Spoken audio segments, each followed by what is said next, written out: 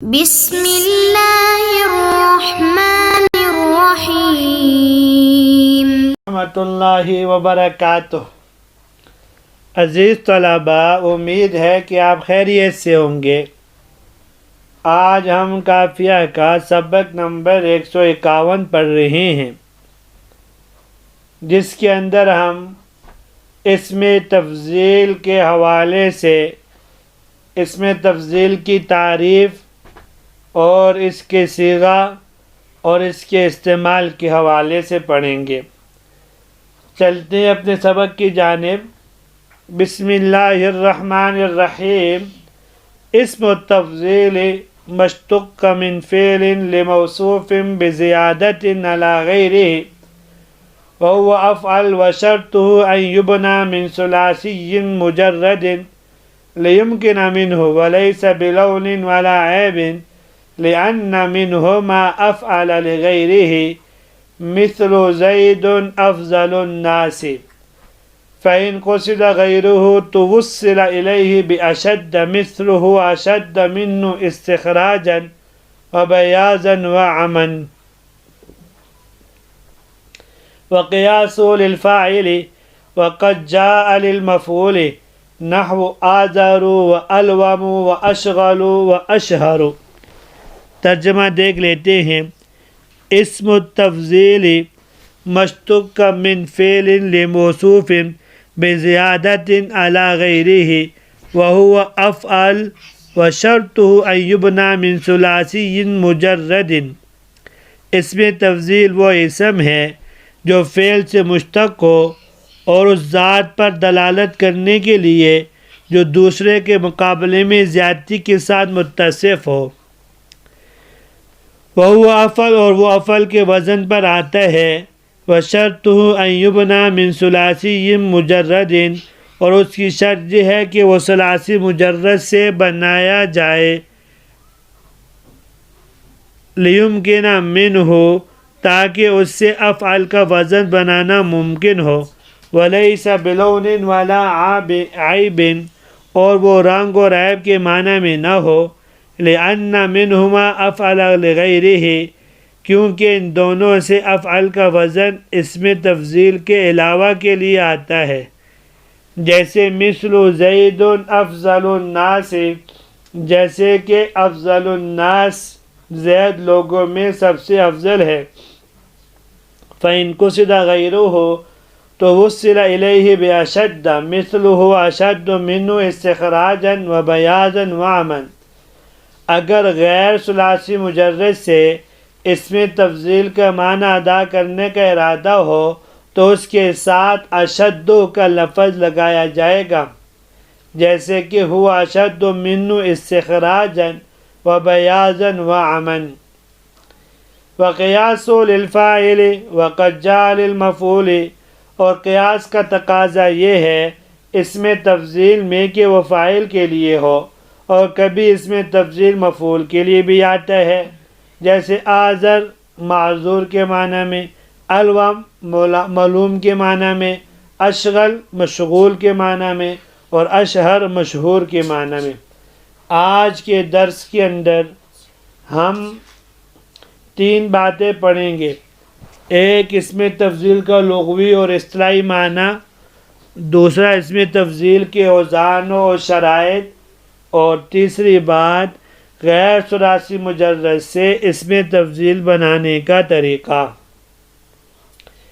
اسم تفضیل، تفضیل فضل یفضل تفضیلا باب تفعیل کا مصدر ہے، بمعنی فضیلت دینا۔ جس کو فضیلت دی جائے اسے مفضل، اور جس پر فضیلت دی جائے اسے مفضل علیہ کہا جاتا ہے، جیسے زید افضل من عمر، زید عمر سے افضل ہے۔ اس مثال میں زید مفضل ہے، عمر مفضل علیہ ہے۔ اور نحو کی اصطلاح میں اسم تفضیل کی تعریف صاحب قافیہ نے یوں فرمائی ہے: مشتق من فعل لموصوف بزیادت علی غیرہ، یعنی اسم تفضیل وہ اسم ہے جو فعل لغوی سے نکالا گیا ہو، یعنی مصدر سے بصریین کے ہاں، اور کوفیین کے یہاں فعل حقیقی سے نکالا گیا ہو، ایسے موصوف پر دلالت کرنے کے لیے جس میں اس کے غیر سے مصدری معنی زیادتی کے ساتھ پایا جائے، جیسے زید افضل الناس میں زید فضیلت والا معنی پایا جاتا ہے لیکن الناس سے زیادہ پایا جاتا ہے۔ الناس کے اندر بھی ہے لیکن الناس کے مقابلے میں زیدن کے اندر فضیلت والا معنی زیادہ پایا جاتا ہے۔ اسم التفضیل معرف ہے، مشتق سے لے کر الی غیرہ تک یہ تعریف ہے۔ مشتق کا مما جنس ہے جو تمام اسماء کو شامل تھا۔ اشتق کا من فعل فصل اول ہے، اس سے اس میں جامد نکل گیا۔ لموصوف فصل ثانی ہے، اس میں ظرف و اس میں اعلیٰ نکل گئے۔ بزیادت علی غیرہ فصل ثالث ہے، اس میں فاعل اس میں مفعول نکل گئے۔ اور علی غیرہ یہ فصل رابع ہے، اس سے اس میں مبالغہ نکل گیا۔ وہو افعل، اس میں تفضیل کے اوزان کے بارے میں صاحب کافیہ فرما رہے ہیں کہ اس کا صیغہ افعل کے وزن پر ہوتا ہے۔ قیاسی اصولی طور پر اس میں تفضیل کے لیے ایک ہی وزن مشہور ہے اور وہ ہے افعل، جیسے اضرب، افتح، اسما وغیرہ۔ لہذا وہ صیغے جو اس میں تفضیل کے ساتھ بتائے جانے کے باوجود اس وزن پر نہیں ہوتے وہ اپنی اصل پر نہیں ہوتے بلکہ وہ تعلیل شدہ ہوتے ہیں۔ اگر ان کی اصل نکالی جائے تو وہ بھی افعل کے وزن پر ہوں گے، جیسے خیر اور شر اصل میں اخیر اور اشرر تھے اور تعلیل کے بعد یہ خیر و شر ہو گے۔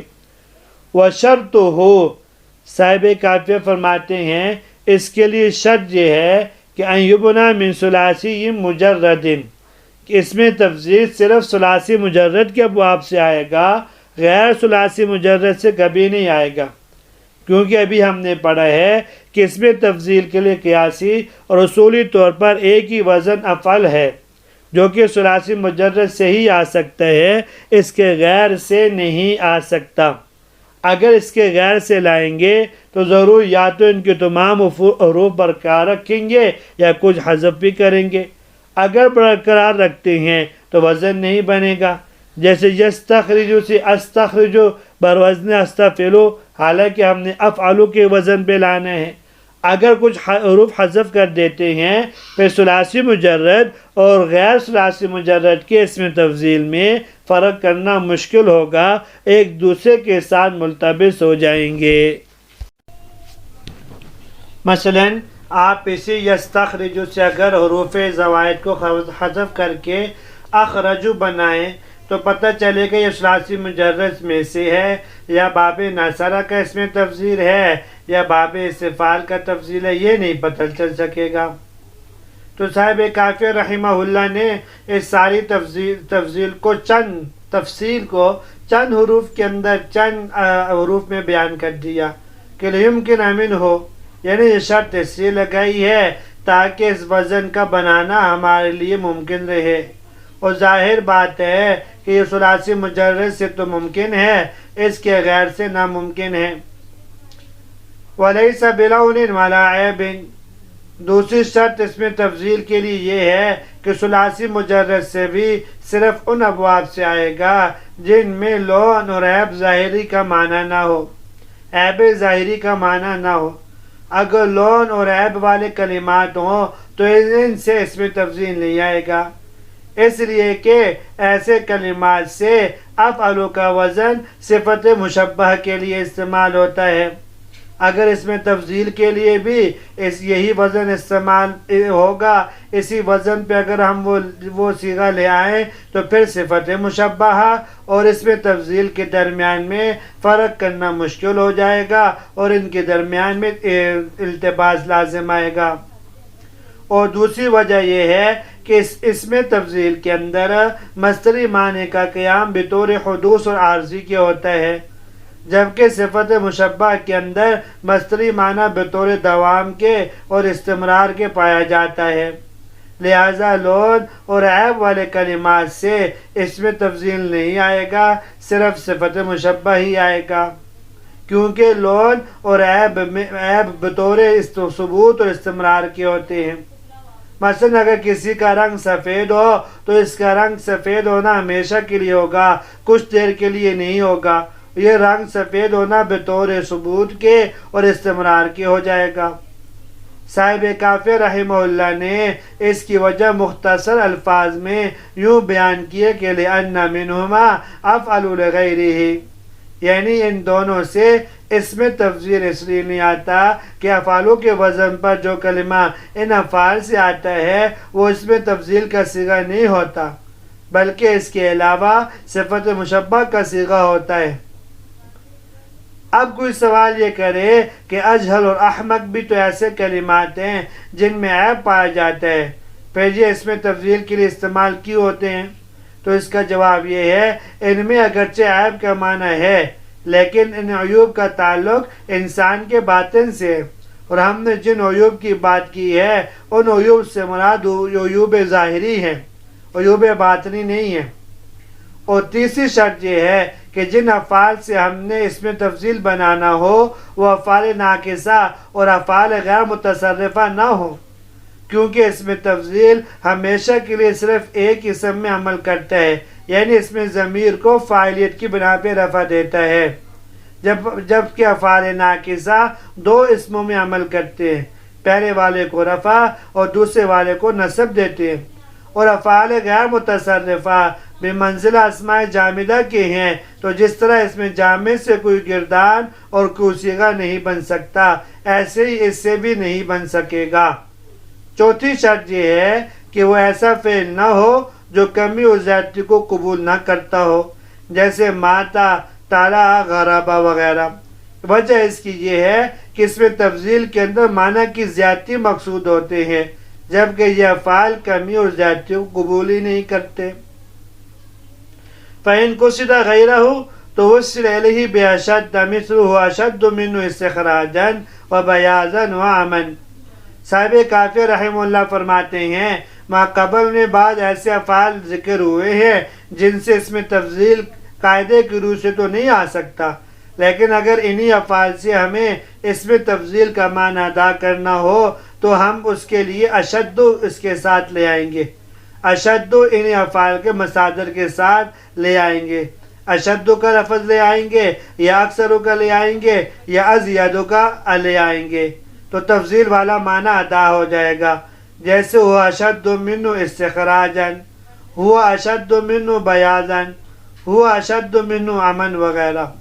وقیاس للفاعل، صاحب کافی رحمہ اللہ فرماتے ہیں، اس میں تفضیل کی تعریف میں ہم نے پڑھا ہے کہ اس میں معنی مصدریت فاعلیت کے معنی کی زیادتی بیان کی جاتی ہے، تو قیاس کا تقاضا یہی ہے اس میں فاعلیت ہی کا معنی پایا جائے، کیونکہ فاعل عام ہے بنسبت مفعول کے، اس لیے کہ فاعل لازم اور متعدی ہر دو فعل سے آتا ہے، جبکہ مفعول صرف فعل متعدی سے آتا ہے۔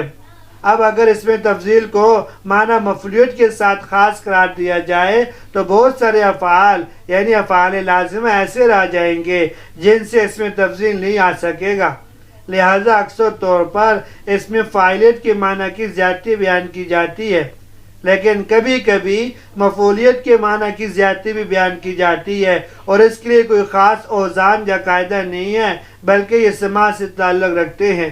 جیسے آذر صیغہ اس میں تفضیل کا ہے لیکن معنی اس کا زیادہ معذور، اور الوم یہ اس کا معنی ہے زیادہ ملامت خوردہ، اور اشغل کا معنی ہے زیادہ مشغول، اور اشر کا معنی ہے زیادہ مشہور۔ یہاں تک آج کا سبق تھا، امید ہے کہ آپ کو سمجھ میں آ گیا ہوگا۔ اجازت دیجیے، کل حاضر ہوتے ہیں نئے سبق کے ساتھ۔ السلام علیکم ورحمۃ اللہ وبرکاتہ۔